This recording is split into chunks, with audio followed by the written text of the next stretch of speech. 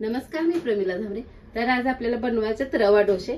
त्यासाठी मी 1 वाटी रवा घेतलेला आहे, अर्धी वाटी दही घेतलेलं आहे। तर मी दही टाकून घेतले, थोडंसं पाणी ओतून घ्यायला लागले। तर यात चवीनुसार मीठ टाकून घ्यायचं।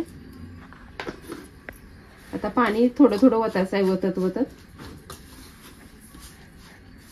लागल तसं पाणी ओतायचं आहे। रवा असल्यामुळे रवा पाणी शोषून घेते, एकदम पण वतायचं नाही। छान असं आपल्याला रवा मिक्स करून ठेवायचा आहे। तर मी असं पाणी वतलेलं आहे, आता पाणी वतत नाही मी। हे रवा फुगण्यासाठी आपल्याला 10 ते 15 मिनिटं लागणार आहे, तर मी 10-15 मिनिटं असं भिजत ठेवणार आहे। तर बघा 15 मिनिटासाठी मी रवा भिजत ठेवला, छान असा भिजलाय। थोडासा जाडसर रवा होता, जर मोठा रवा असेल तर थोडा मिक्सरला फिरवून घ्या, म्हणजे एकदम छान असं पेस्ट ह्याची तयार होईल। तर मी गॅसवर तवा ठेवलाय, तव्याला तेल पण लावून घेतलेले।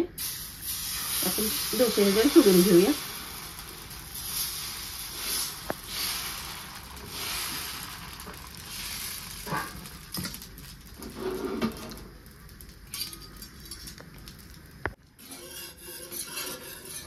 तर बघा छान असं झालेलं आहे, ह्या पण साईडनं छान भाजलेलं आहे।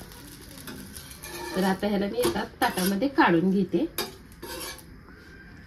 लहान मुलं असेल तर लहान डोसा बनवायचा, जर मोठी खाणार असेल तर मोठा डोसा बनवायचा। तर आता मी ही लहान बनवलंय, आता दुसरा मोठा बनवते।